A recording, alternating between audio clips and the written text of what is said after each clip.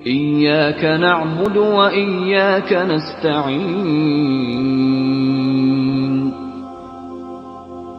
روز معاشر نبی صلی اللہ علیہ وآلہ وسلم نے سب کی شفاعت کرنی ہے. کیا ایک مشہور نعت کے شعر سارے نبی تیرے در کے سوالی اس لحاظ سے درست ہے؟ دیکھیں، یہ صرف ہم یہ بات کریں گے کہ کیا رسول اللہ صلی اللہ علیہ وآلہ وسلم اس چیز کو پسند فرمائیں گے کہ ان کی طرف یہ بات منسوب کی جائے کہ تمام انبیاء آپ کے در کے سوالی ہیں؟ نعوذ باللہ. جب کسی شخصیت کا کوئی مرتبہ اس کا اپنا ذاتی ہے ہی نہیں ہے، صرف اسے ایک پروٹوکول ملا ہے اس ہستی کی طرف سے جو اس کائنات کی مالک ہے، تو وہ کیسے دعویٰ کر سکتا ہے کہ لوگ میرے سوالی ہیں؟ اس لیے نبی علیہ السلام نے یہی کہا کہ اللہ تعالیٰ میرے ہاتھوں پر شفاعت کا دروازہ کھولے گا، میں اللہ سے دعا کروں گا، اللہ میرے لیے تعداد مقرر کرے گا اور اللہ کے اذن سے پھر میں اتنے لوگوں کو جہنم سے نکال لوں گا. یہ بخاری مسلم میں کتنی حدیث شفاعت موجود ہے، دنیا کی آلموسٹ ساری احادیث کی کتابوں میں. تو ساری سینٹرڈ اراؤنڈ گاڈ ہے. اس میں نبی علیہ السلام نے تو اپنی شخصیت کا کہیں ذکر ہی نہیں کیا، ہر چیز کو اللہ کے ساتھ منسوب کیا. بخاری مسلم دونوں میں حدیث ہے، ایک یہودی کا اور مسلمان کا جھگڑا ہوا. یہودی نے کہا اللہ تعالیٰ نے موسیٰ علیہ السلام کو تمام جہان والوں پر فضیلت دی. مسلمان نے کہا کہ اللہ تعالیٰ نے محمد رسول اللہ کو تمام جہان والوں پر فضیلت دی. بس اسی دوران یہ آپس میں لڑ پڑے اور مسلمان نے تھپڑ رسید کر دیا اس یہودی کو. وہ شکایت لے کے رسول اللہ کے پاس آیا تو نبی علیہ السلام نے اس مسلمان صحابی کو ڈانٹا اور اس لیول تک ڈانٹا کہ فرمایا مجھے یونس کے اوپر بھی فضیلت مت دو. یونس وہ پیغمبر ہیں جن پہ اللہ کا عطاب آیا 3 دن اور 3 رات تک. تورات کے اندر آتا ہے کہ 3 دن اور 3 رات تک مچھلی کے پیٹ میں رہے. مچھلی کے پیٹ میں رہنے کا ذکر تو قرآن میں موجود ہے. کتنی ڈیوریشن تھی؟ 3 دن اور 3 رات تک. اور پھر لا الہ الا انت سبحانک انی کنت من الظالمین انہوں نے پڑھا. سورۃ الانبیاء میں آتا ہے. سورہ الصافات میں آتا ہے کہ اگر یونس ہماری تسبیح نہ کرتے تو پھر مچھلی کے پیٹ سے اس دن ہی نکالے جاتے جس دن مردے اپنی قبروں سے نکالے جائیں گے. اتنا غصہ اور معافی ہوئی. اور نبی علیہ السلام کہہ رہے ہیں کہ مجھے اس یونس میں بھی کبھی فضیلت نہیں دینی. تو آپ کو مزاج رسول کا پتہ چل گیا صلی اللہ علیہ وآلہ وسلم. پھر آپ نے مزید ارشاد فرمایا کہ قیامت والے دن سب سے پہلے مجھے اٹھایا جائے گا، لیکن میں دیکھوں گا کہ موسیٰ علیہ السلام مجھ سے پہلے ہی اللہ کے عرش کا پایا تھامے کھڑے ہوں گے. مجھے نہیں پتا کہ وہ مجھ سے پہلے ہوش میں آ گئے یا قیامت کی بے ہوشی ان پہ طاری نہیں ہوئی. اس بے ہوشی کے سبب جو دنیا میں اللہ کی تجلی کی وجہ سے انڈائریکٹلی جو سورۃ الاعراف میں آیا، نبی علیہ السلام نے موسیٰ علیہ السلام کی ایک جزوی فضیلت بتا دی جو رسول اللہ پہ انہیں حاصل ہے، صرف یہ بات سمجھانے کے لیے کہ اس طرح کا کام نہیں کرنا. سارے نبی تیرے در کے سوالی، سب اللہ کے سوالی ہیں یار. یہ آپ اس طرح کی جو ایکویشنیں بناتے ہیں، اس طرح کی ایکویشنیں تو نبی علیہ السلام نے اٹھا کے پرے پھینکی ہیں.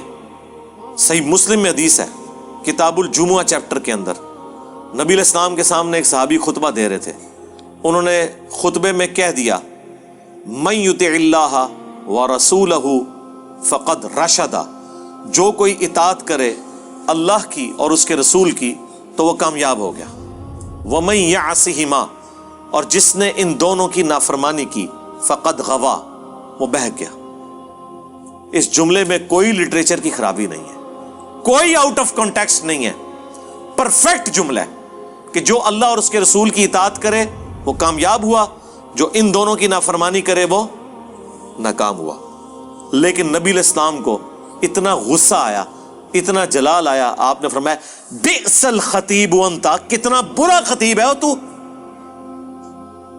تجھے چاہیے تھا تو کہتا ومن یعص اللہ ورسولہ فقد غوا، جو اللہ اور اس کے رسول کی نافرمانی کرے وہ گمراہ ہوا. تو نے یہ کیوں کہا کہ جو ان دونوں کی نافرمانی کرے وہ گمراہ ہوا؟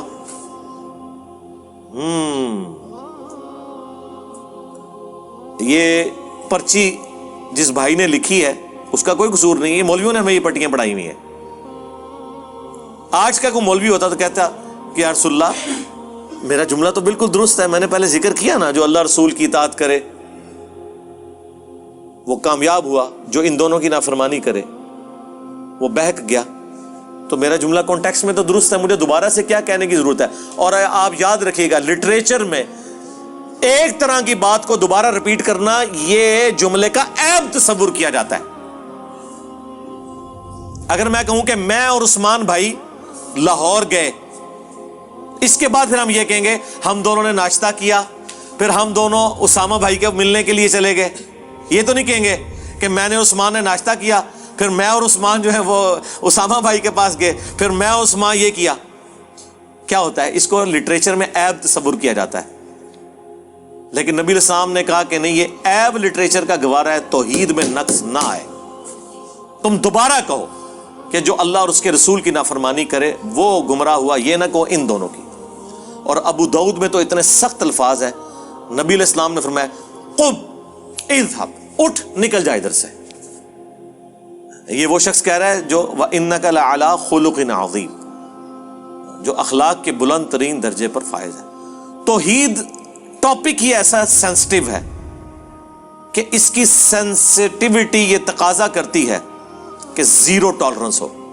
نبی علیہ السلام جیسا خوش اخلاق انسان بھی توحید کے معاملے میں اتنا سخت ہے کہ زیرو ٹالرنس اور غصے کا اظہار، نکل جائے ادھر سے۔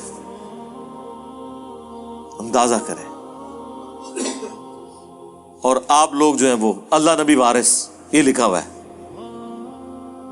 ہاں جہاں اللہ اور رسول کی بات ہوئی ہے نا اکٹھے، وہ ہم تو مانتے ہیں، اطیعوا اللہ و اطیعوا الرسول، من یطع الرسول فقد اطاع اللہ، جس نے رسول کی اطاعت کی اس نے اللہ کی اطاعت کی۔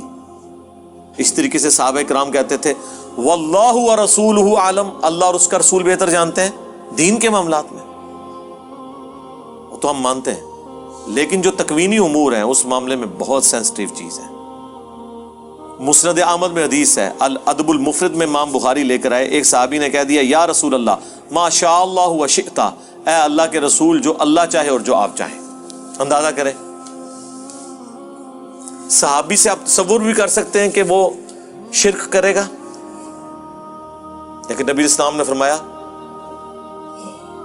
جب اس نے کہا نا جو اللہ چاہے اور جو آپ چاہیں، تو آپ نے فرمایا اجعلتنی للہ ندا، کیا تو نے مجھے اللہ کے مقابلے پہ کھڑا کر دیا؟ قل بل ما شاء اللہ وحدہ، بلکہ کہہ جو اکیلا اللہ چاہے۔ اس نے آگے سے نہیں کہا یا رسول اللہ میں آپ کو اللہ کا بندہ ہی مانتا ہوں، آپ کو مستقل بذات تصور نہیں کر رہا، میں عطائی اور ذاتی کا فرق کرتا ہوں، محدود اور غیر محدود کا فرق کرتا ہوں، جو کہانیاں کرائی ہوئی ہیں آپ کو علماء نے۔ اس زمانے میں کوئی کہانی نہیں ہوتی سی، بالکل کلیئر کٹ دین تھا، 24 کیرٹ سونا، کسی کے دماغ میں فطور بھی نہیں آتا تھا کہ توحید کے ساتھ کوئی ایسا معاملہ کیا جا سکتا ہے۔ اس لیے آپ نے گاڈ اورینٹڈ ہونا ہے، ہر معاملے میں اللہ کی طرف رجوع لانا ہے۔